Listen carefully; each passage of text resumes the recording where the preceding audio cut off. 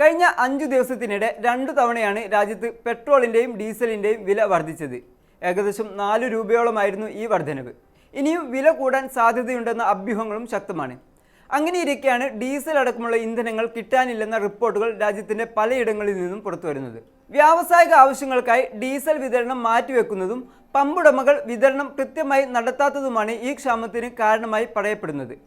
അതേസമയം വില ഇനിയും വർദ്ധിച്ചേക്കാമെന്ന പരിഭ്രാന്തിയിൽ ആളുകൾ പെട്രോൾ അധികമായി വാങ്ങിക്കൂട്ടുന്നത് പമ്പുകളിലെ സാധാരണ ഇന്ധന വിതരണത്തെ തടസ്സപ്പെടുത്തുന്നുണ്ടെന്നും റിപ്പോർട്ടുകളുണ്ട്. ചിലയിടങ്ങളിലാകട്ടെ ഭാവിയിൽ ഉണ്ടായേക്കാവുന്ന വിലക്കയറ്റം മുതലെടുക്കാൻ പമ്പുടമകൾ ഇന്ധനം പൂഴ്ത്തിവെക്കുന്നതായും റിപ്പോർട്ടുകളുണ്ട്. ഇതിൽ ഡീസൽ ക്ഷാമം രാജ്യത്തെ ചരക്കു വിതരണ ശൃംഖലയെ തന്നെ ബാധിച്ചു തുടങ്ങിയെന്നാണ് all India transporters welfare association general secretary Abhishek Gupta ചൂണ്ടിക്കാട്ടുന്നത്.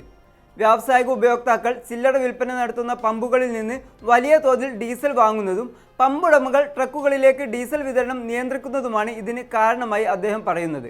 ചരക്ക് ലോറി ഡ്രൈവർമാർ പറയുന്നതനുസരിച്ച് രാജ്യത്ത് പലയിടങ്ങളിലും ഇന്ധന വിതരണത്തിന് നിയന്ത്രണം ഏർപ്പെടുത്തിയിട്ടുണ്ട്. വിലക്കയറ്റവും വ്യാവസായിക ആവശ്യകതയും മുന്നിൽ കണ്ട് പമ്പുടമകൾ ഇന്ധന സ്റ്റോക്കുകൾ വിതരണം ചെയ്യാതെ മാറ്റിവെച്ചിരിക്കുകയാണെന്നാണ് അവർ ആരോപിക്കുന്നത്. വാണിജ്യ വ്യാവസായിക ആവശ്യങ്ങൾക്കുള്ള ഡീസലും ചില്ലറ വിൽപ്പനയ്ക്കുള്ള ഇന്ധനവും തമ്മിൽ ലിറ്ററിന് ഏകദേശം 30 മുതൽ 50 രൂപ വരെ വില വ്യത്യാസമുണ്ട്.